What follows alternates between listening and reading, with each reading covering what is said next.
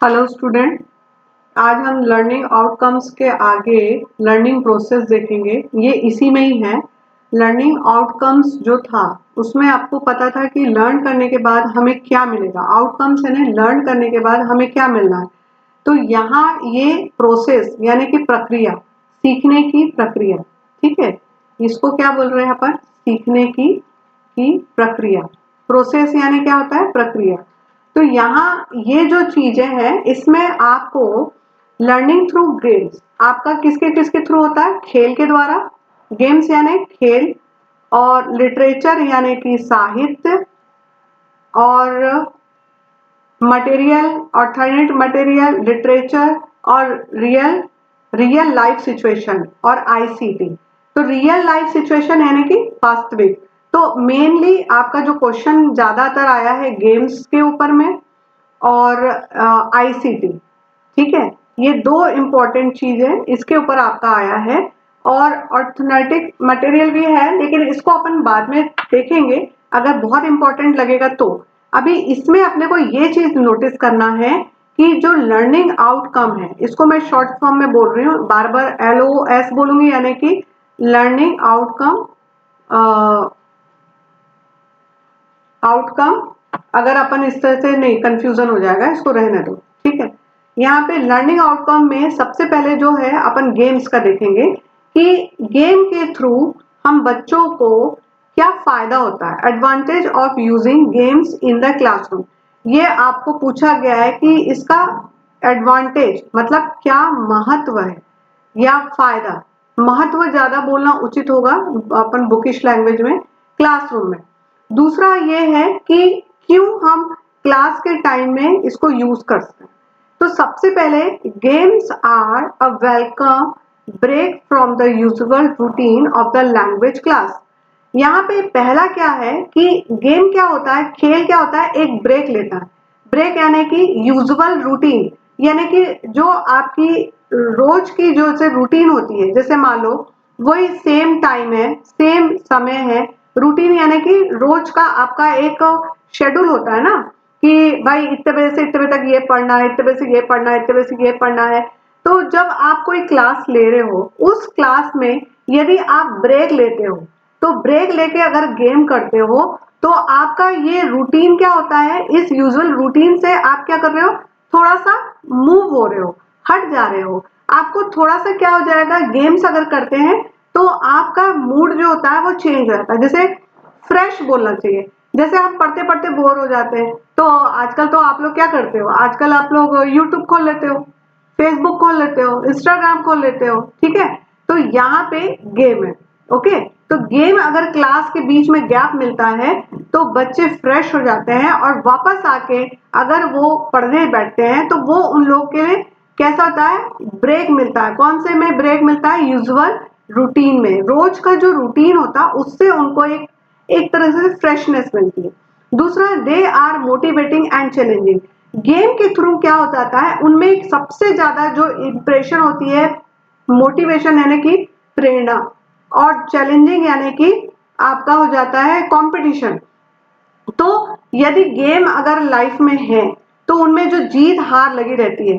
तो ये क्या होता है, गेम उनको एक मोटिवेशन देता है। आप बोर, जैसे पढ़ते पढ़ते पढ़ते आपका दिमाग एक स्टिल एक, आप एक स्ट्रेस में चले जाते हो ना, कि आप खुद को, अगर आपको मैं लगातार 4 पीरियड पढ़ाती हूँ तो आपको एक ब्रेक चाहिए रहता कि नहीं रहता।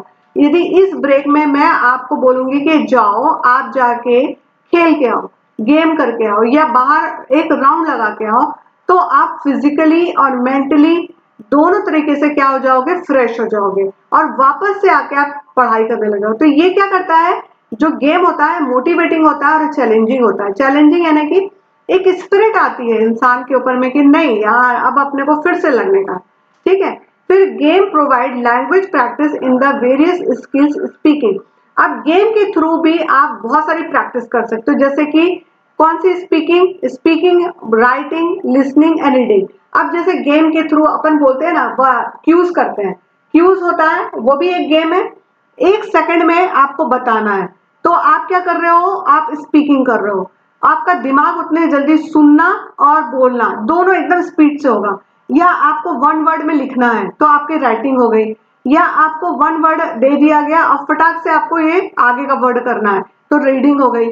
तो ये जो चीजें होती हैं गेम के थ्रू आप बहुत सारी स्किल्स जो थी, स्पीकिंग यानी बोलना, जैसे कई बच्चे होते हैं बोलने में कमजोर होते हैं तो आप उनको स्किल ये डेवलप कर सकते हो। कुछ बच्चों को लिखना, राइटिंग यानी कि लिखना, कोई लोग का लिखना गड़बड़ होता है तो आप उनको बोल सकते हो ना कि आप इतने मिनट में तो पिक्चर दे दिया, राइटिंग कर दिया, गेम करा दिया, तो ये क्या हो गया लिखना। लिसनिंग यानी सुनना, रीडिंग यानी पढ़ना, तो ये आप प्रैक्टिस करा सकते हो गेम के थ्रू। तो तीन है तो बहुत सारे, लेकिन गेम के ऊपर आपके क्वेश्चन बने हैं कि क्या एडवांटेज है क्लासरूम में गेम्स का और क्या क्यों यूज किया जाता है।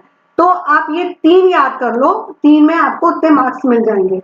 तो गेम्स अलाउ करता है, वेलकम करता है ब्रेक करने के यूजुअली रूटीन को लैंग्वेज क्लास में, लैंग्वेज क्लास। दूसरा, आपको मोटिवेशन मिलता है, चैलेंजिंग होता है। तीसरा है कि आप प्रैक्टिस कर सकते हो लैंग्वेज की, काय की स्किल डेवलप हो सकती है, स्किल यानी कौशल, जिसके में जो कम है उसका वो स्किल को डेवलप कर सकते हैं। क्लियर है? Speaking, writing, listening and reading, I think ये आप लोग लिख सकते हो। फिर why use games in the class time, class time में आपका गेम को यूज करने का क्या बेनिफिट है या क्यों। तो क्यों का अपने को आंसर मिलेगा कि games are fun and children like to play them. Games क्या होता है, एक फन होता है, एक मजाक बोलते हैं ना, या एंजॉय करना, और बच्चे क्या करते हैं इसके through like to play them, और वो क्या करते हैं खेल खेल के थ्रू क्या करते हैं वो सीख लेते हैं। तो बच्चे जो होते हैं गेम के थ्रू उनके अंदर एक क्यूरियोसिटी डेवलप होती है, एक मोटिवेशन होता है, एक चैलेंजिंग होता है। और उनके लिए क्यों जरूरी है, क्योंकि वो फन करते हैं, एंजॉय करते हैं, मजा मजा करते हैं, और मजे के द्वारा क्योंकि उनको खेलना पसंद है। तो games are fun and children like to play them, बच्चों को खेल पसंद है। Okay, the game contest make the foreign language immediately useful to the children.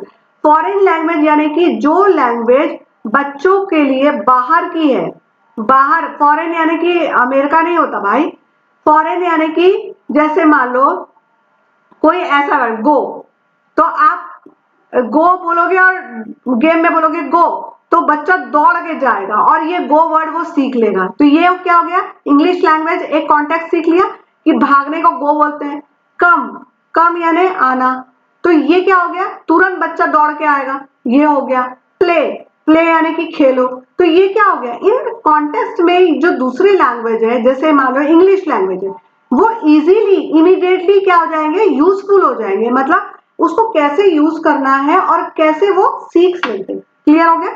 Even shy student can participate positively.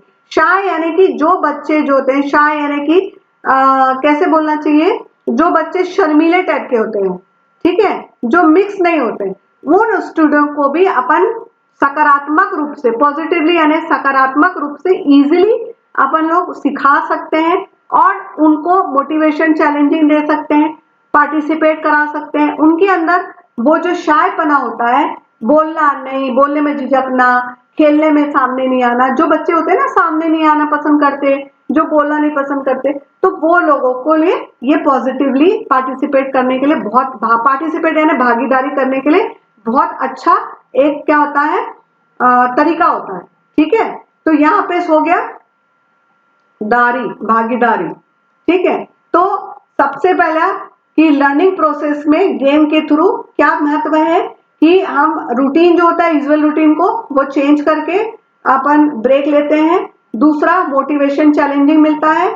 तीसरा, वेरियस स्किल डेवलप कर सकते हैं, practice करा सकते हैं लैंग्वेज की, स्पीकिंग, राइटिंग, लिसनिंग की। क्यों हम क्लास टाइम पे गेम्स यूज करते हैं, क्योंकि बच्चों को खेलना और मजा गेम के थ्रू मिलता है। दूसरा कि इसके गेम के थ्रू बहुत सारे फॉरेन लैंग्वेज के कॉन्टेक्स्ट, कॉन्टेक्स्ट यानी कि शब्द भंडार, वो अपन क्या करते हैं इमीडिएटली यूजफुल द चिल्ड्रन, वो इमीडिएटली तुरंत वो यूज करना सीख जाते हैं और उनको नॉलेज हो जाता है। और शायद स्टूडेंट भी पार्टिसिपेट पॉजिटिवली कर लेते हैं। ये क्लियर हो गया? तो हम गेम कवर कर लिए, इसके बाद आईसीटी है और एमटीएल है, ये दो दो तीन तीन है। अभी थोड़ा प्रॉब्लम हो रहा था नेट का, इसलिए मैं नहीं कर पा रही थी रिकॉर्डिंग आप लोगों को। अभी कोशिश करूंगी कि मैं आपको जितने जल्दी हो सके ये पूरा अपन कवर कर सके। Okay, thank you.